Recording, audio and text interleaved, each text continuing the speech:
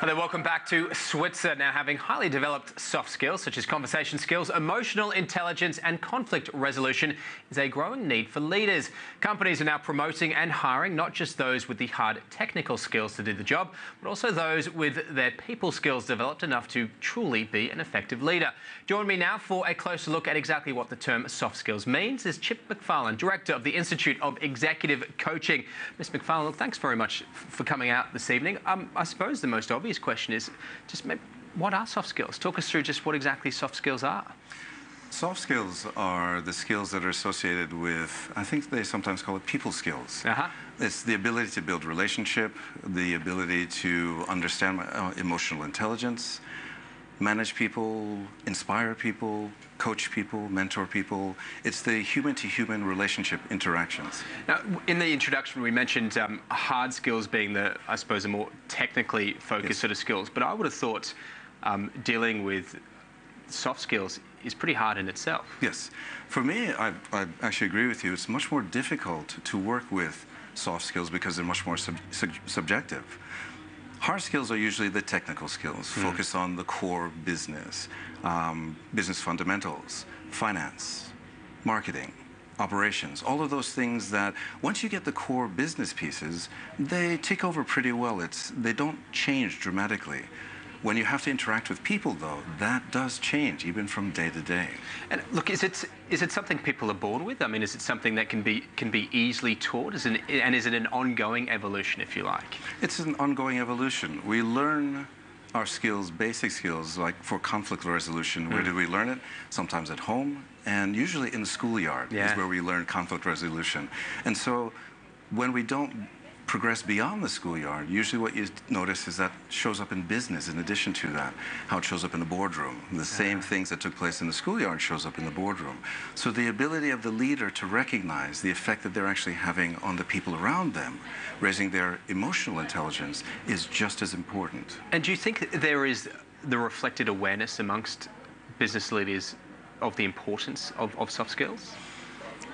I'd say that's yes and no. There's an interesting saying that in Mexico where they say, a sleeping man you can awaken. A man who pretends to be asleep, you can never wake up.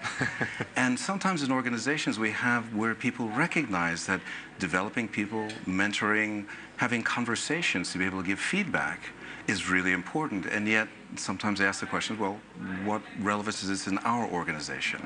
And but is it something you find, particularly here in Australia, there is a growing awareness towards having to develop those skills? Yes, more and more organizations are also creating their balanced scorecard that show the importance of having the people skills, the softer skills, as well as the technical ability to manage the business.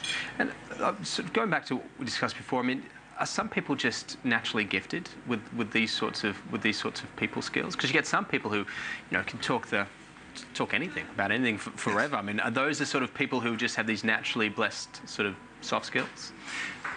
Initially, what you find is that people who are more extroverted in nature are usually recognized as leaders, and because they're charismatic, they inspire people. Those are the things seen from the outside. Those who are more introverted usually find it a tougher time initially. Everyone can work on their social skills, though, and their ability to be able to influence people. So it's like a muscle. You work on it, you build the muscle. How do you do it? I mean, because I can't just sort of find situations ad hoc where you need to interact with somebody on an emotional level. So how do you go about teaching someone to build those skills? Interestingly enough, the more senior you are in an organization, the less your role becomes about being an individual contributor and where you have to influence others to be able to deliver for you. So the more senior you are, the greater the number of people underneath you. That means influencing skills. That means leadership, inspiring people, being able to resolve conflict, mentor people, growing the talent underneath you. All of those are elements that are also part of the equation. And is it something that breeds a culture? I mean, if you've got a CEO, for example, who has been able to develop soft skills, I mean, do you find that is something then that, sort of adds to a culture and creates a better sort of environment? Most definitely. Many things start from the head. So how the most senior individuals operate, that creates the culture of the organization. So for the leaders who do engage in conversation, do give feedback, do inspire their people, you find that that vibrates its way through the rest of the organization. So yes, I sometimes think they say that in Italy they say the fish rots from the head down. But it's also that's what establishes it. Whatever happens at the top will make its way through the organization. Absolutely. Chip McFarlane, great to have you on. Great to talk. Thanks a lot. Thank you.